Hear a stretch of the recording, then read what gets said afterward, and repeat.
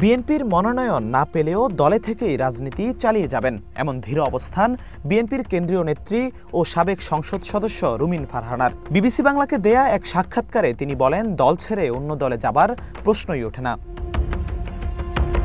সোমবার ২৩৭টি আসনে প্রার্থী ঘোষণা করেছে বিএনপি, তবে আসন খালি রাখা হয়েছে ৬৩টি, যেগুলোতে এখনও কারো নাম প্রকাশ করেনি রাজনৈতিক দলটি। সেই ৬৩ আসনের একটিতেই রয়েছেন রুমিন ফারহানা। বিবিসি বাংলাকে তিনি জানান, আমার আসনটাও সেটাই, যেখানে কাউকে এখনও মনোনয়ন দেয়া হয়নি। ধারণা করা হচ্ছে বা মহাসচিবের কথা থেকে কিছুটা পরিষ্কার হয়েছে, জোটের প্রার্থীদের সঙ্গে আলোচনা চলছে বলেই হয়তো এসব আসন খালি রাখা হয়েছে। দল এখনও চূড়ান্ত সিদ্ধান্ত জানায়নি। রুমিন ফারহানা ২৩৭ আসনে মনোনীত প্রার্থীদের শুভেচ্ছাও জানিয়েছেন এই সাক্ষাৎকারে। মন্তব্য করেন, বিএনপিতে কিভাবে তিনি কাজ করেছেন তা বাংলাদেশের মানুষ জানে।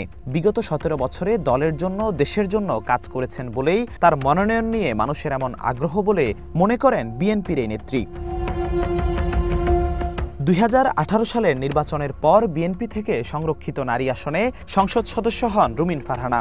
রাজনীতি, আদালত, সংসদ, টকশো কিংবা সামাজিক মাধ্যমে নানা পরিসরে সক্রিয় ছিলেন তিনি। মনোনয়ন তালিকায় নাম না থাকলেও আশাবাদী কিংবা হতাশাবাদী নন তিনি। নিজের মতো করে রাজনীতি চালিয়ে যাবেন বলেই মন্তব্য করেন এই সাক্ষাৎকারে। বিএনপির অভ্যন্তরীণ সিদ্ধান্তের প্রতি পূর্ণ আস্থা জানিয়ে রুমিন ফারহানা বলেন, সার্বিক বিবেচনায় সিদ্ধান্ত নেয় দল, সেটা নিয়েই আমি সন্তুষ্ট। যারা ২৩৭টি আসনে মনোনয়ন পেয়েছেন তাদের প্রত্যেককে আন্তরিক অভিনন্দন। রাজনীতি তার কাছে কোনো পদ নয়, বরং একটি অবস্থান।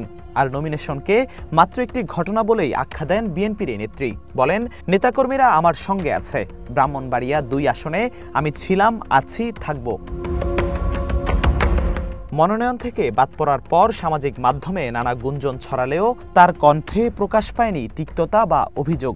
সবশেষে বিএনপি ত্যাগ কিংবা অন্য দলে যোগদানের গুঞ্জনের জবাবে তার উত্তর, দল ছেড়ে অন্য দলে যাবার প্রশ্নই ওঠে না। জিহাদুল ইসলাম, ওয়ান নিউজ, ঢাকা।